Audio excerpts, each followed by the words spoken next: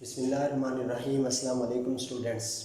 आज हमारा स्टैटिस्टिक्स के सेकंड चैप्टर का सेकंड लेक्चर है और आज हमने कुछ आगे डेफिनेशंस को डिस्कस करना है। फर्स्ट जो लेक्चर था कल का हमारा, उसमें हमने डिस्कस किया था प्रेजेंटेशन ऑफ डाटा को और उसकी फिर टाइप्स को डिस्कस किया था। प्रेजेंटेशन ऑफ डाटा की 4 टाइप्स थी। फर्स्ट क्लासिफिकेशन थी, सेकंड टेबुलेशन थी और थर्ड जो थी वो डायग्राम थी और नेक्स्ट जो थी वो ग्राफ्स थे। लेकिन हमने फर्स्ट 2 को डिस्कस किया था, क्लासिफिकेशन को और टेबुलेशन को, और उनकी तमाम डेफिनेशंस भी राइट की थी। आज कल भी मैंने आपको प्रीवियस लेक्चर के अंदर बताया था कि टेबल का स्केच मैं आपको बना के दिखाऊंगा और फिर आपको इसकी कंप्लीट अंडरस्टैंडिंग आ जाएगी कि टेबल के कौन से हिस्से को क्या कहा जाता है। तो आज मैंने इसका स्केच बनाया हुआ है आपको समझाने के लिए। देखिए, फर्स्ट जो होता है वो टेबल का टाइटल होता है। टाइटल जो होना चाहिए वो सेल्फ एक्सप्लेनेटरी होना चाहिए, कॉन्साइज होना चाहिए और इस तरह समझें कि इसे जामे होना चाहिए, जामे और महदूद होना चाहिए। छोटा भी हो लेकिन जामे भी हो, उसके अंदर बहुत सारा यानी मवाद हो लेकिन थोड़े लफ्ज़ों के अंदर। और जो बंदा टाइटल को पढ़े तो उसको पता चल जाए टेबल के अंदर क्या कुछ बताया गया है। और दूसरा जो हमारे पास इसके अंदर है, टाइटल के नीचे प्रोफेक्टरी नोट्स राइट किया जाता है। टाइटल थोड़ा सा प्रोमिनेंट होता है और प्रोफेक्टरी नोट्स थोड़ा छोटा लिखा जाता है और ये सोर्सेज ऑफ डाटा के बारे में बताता है कि डाटा कहाँ से लिया गया है, प्राइमरी डाटा है या सेकेंडरी डाटा है या पब्लिशर्स के बारे में भी ये मालूमात देता है। और थर्ड जो हमारे पास है वो है कॉलम कैप्शंस। कॉलम कैप्शंस जो है ये कॉलम की हेडिंग्स को कहा जाता है। ये इसका दूसरा नाम बॉक्स हेड भी है, बॉक्स हेड भी इसी को कहते हैं। और कॉलम की जो हेडिंग्स होती है उसको हम कॉलम कैप्शंस कहते हैं। और जो फोर्थ है आपके पास वो है रो कैप्शंस। जैसा कि नाम से जाहिर है, ये रोज की जो हेडिंग्स होती हैं उन्हें हम रो कैप्शन कहते हैं।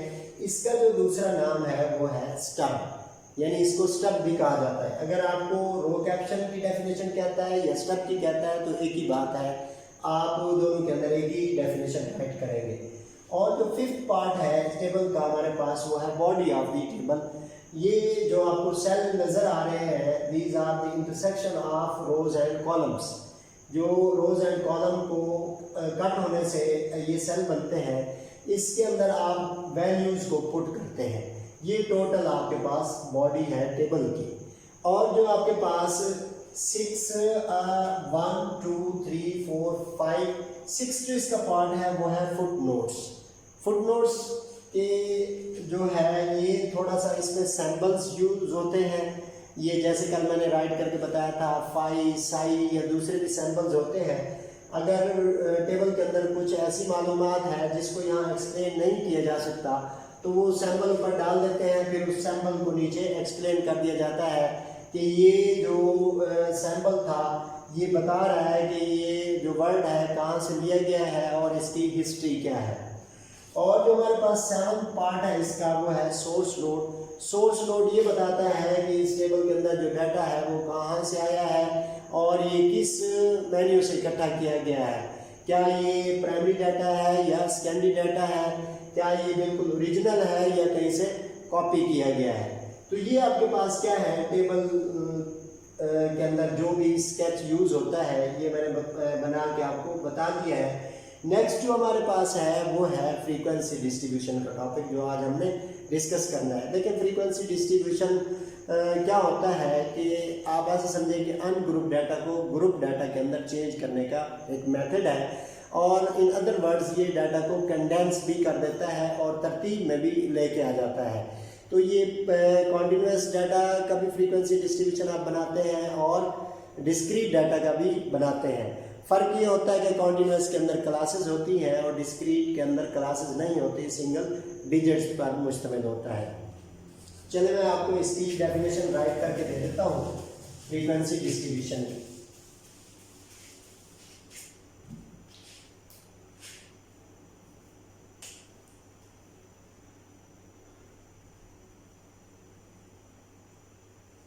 Frequency distribution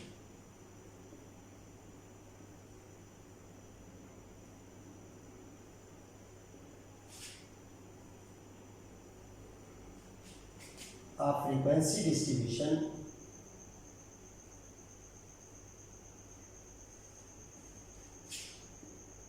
is a tabular arrangement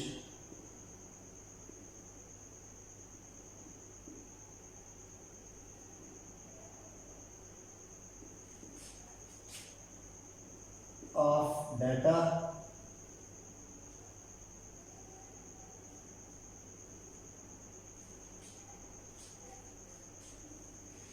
that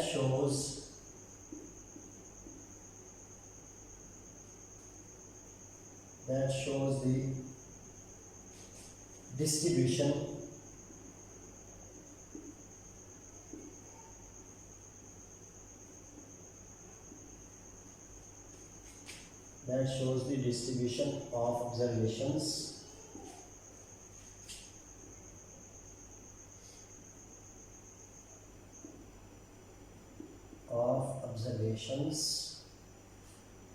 into different classes. Among different classes भी आप राइट कर सकते हैं.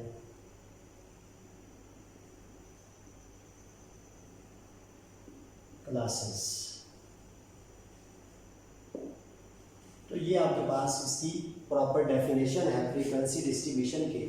एक मरतबा फिर इसको रीड कर लेता हूँ. फ्रीक्वेंसी डिस्ट्रीब्यूशन एक वर्ड हमने इसमें छोड़ दिया है. फ्रीक्वेंसी डिस्ट्रीब्यूशन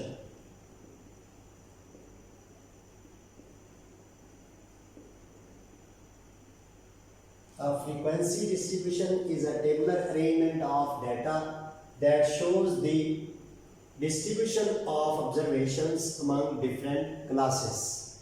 तो ये एक जामे डेफिनेशन है फ्रीक्वेंसी डिस्ट्रीब्यूशन की. ये डिस्ट्रीब्यूशन देखें, मैंने पहले ही बताया है कि फ्रीक्वेंसी डिस्ट्रीब्यूशन डिस्क्रीट डाटा भी की आप बना सकते हैं और कॉन्टिन्यूस डाटा की भी बना सकते हैं. कॉन्टिन्यूस डाटा के अंदर क्लासेस की फॉर्म में होती है और डिस्क्रीट डाटा के अंदर सिंगल डिजिट की सूरत में होती है. तो ये इसकी पहचान होती है और फ्रीक्वेंसीज़ का कॉलम दोनों के अंदर पाया जाता है.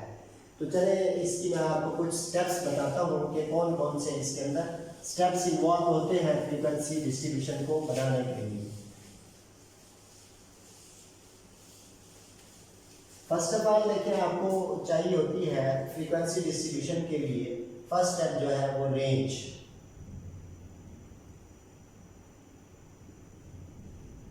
xm minus x naught, where xm means maximum value,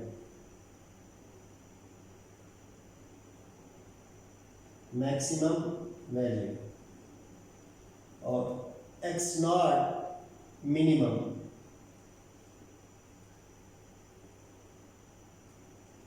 देखिए रेंज आपके पास होती है the difference between maximum and minimum value. तो फर्स्ट ऑफ ऑल आप डाटा को अरेंज करते हैं, तरतीब में लेके आते हैं असेंडिंग ऑर्डर में.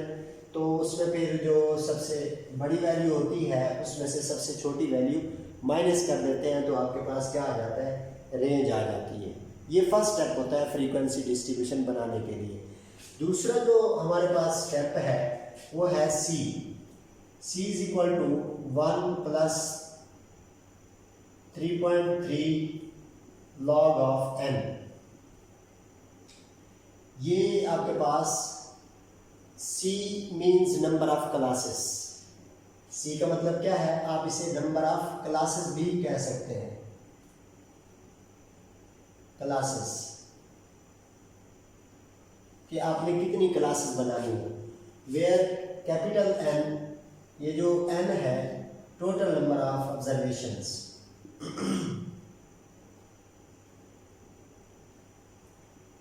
Total number of observations.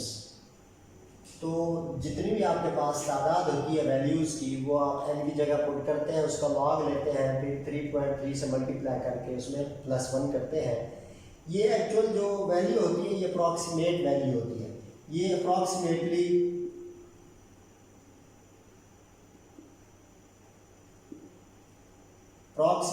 n under root के इक्वल होती है. अप्रॉक्सीमेट वैल्यूज़ होती हैं, ये ऑथेंटिक वैल्यूज़ नहीं होती. ये आप कम या ज़्यादा भी थोड़ा सा कर सकते हैं क्वेश्चन की सिचुएशन के मुताबिक. और जो इसका ये सेकंड स्टेप है। थर्ड जो इसमें स्टेप होता है वो है क्लास इंटरवल का। क्लास इंटरवल, क्लास इंटरवल को 8 से शो किया जाता है और इसका जो फार्मूला होता है वो होता है आपके पास R/C, यानी R mean range over number of classes, number of classes. ये आपके पास एज का फार्मूला होता है। ये भी अप्रॉक्सीमेट फार्मूला होता है, इसमें भी ऑथेंटिक नहीं होता।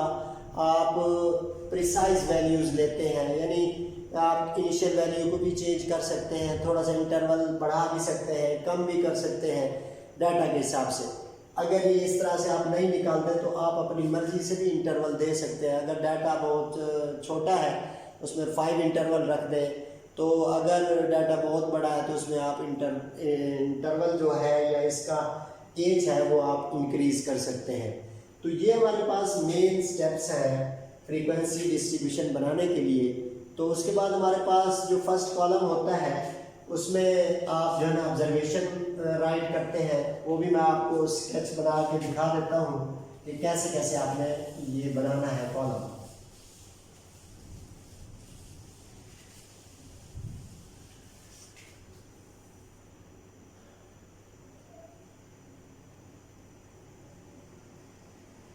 फ्रीक्वेंसी डिस्ट्रीब्यूशन,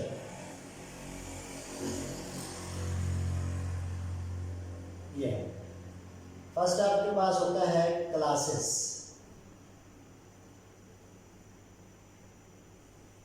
ये फर्स्ट आपके पास कॉलम है। सेकंड आपके पास टेलीमार्क्स और थर्ड आपके पास होता है फ्रीक्वेंसी का। तो मेन तो आपके पास ये 3 कॉलम होते हैं। यहाँ पे वैल्यूज़ क्लासेस के अंदर मैं आपको कोई एग्जांपल दे देता हूँ। ये फर्स्ट किया 2 to 4, फिर 5 to 7 और फिर 8 to 10। तो देखिए आपके पास जो है ना ये जो क्लासेस के दरमियान डिफरेंस पाया जाता है इसे हम क्लास इंटरवल कहते हैं। द डिफरेंस बिटवीन 2 अपर और lower classes is called class interval. और इसके अलावा फर्स्ट क्या आपके पास 2 to 4 के दरमियान 4 वैल्यूज़ आ रही हैं, तो 4 आप इसमें लाइंस लगाएंगे और फिर इसकी फ्रीक्वेंसी यहाँ पे राइट कर देंगे। तो 5th के लिए आपको ये इस तरह से लाइन लगानी पड़ती है, फिर 6 के लिए दोबारा फिर 1 से स्टार्ट करना पड़ता है, फिर 4 और 5th के ऐसे पैकेट्स बनाने पड़ते हैं। तो ये एक थोड़ा सा स्केच है, वरना मैं आपको नेक्स्ट लेसन के अंदर ना इसका क्वेश्चन भी सॉल्व करके दिखाऊंगा कि कैसे हम ग्रुप डाटा को आप ग्रुप में चेंज करते हैं और इसका प्रोसेस करते हैं। ठीक है जी, आज इतना ही हमारा लेसन है और लेक्चर है। तो आप इस लेक्चर के अंदर अगर आपको कोई कन्फ्यूजन है तो आप मुझे मैसेज भी कर सकते हैं और कॉल भी कर सकते हैं। तो जैसा कि मैं पहले भी रिक्वेस्ट करता हूँ कि मेरे चैनल को सब्सक्राइब करें और वीडियोस को लाइक भी करें और शेयर भी करें ताकि दूसरे लोगों को भी इसका फ़ायदा हो सके। अगर आपने कोई क्वेश्चन पूछना है या आपका कोई मसला है स्टैटिस्टिक्स के बारे में या मैथमेटिक्स के बारे में, आप मुझे कॉल करें, मैं आपको वीडियो बना के सेंड कर दूंगा। तो इस तरह आप घर बैठे पढ़ सकते हैं। इस कोरोना वायरस की वजह से हम अपने कॉलेजेस और स्कूल्स के अंदर नहीं जा सकते। थैंक यू जी, अल्लाह हाफिज़। अपनी दुआओं में याद रखें।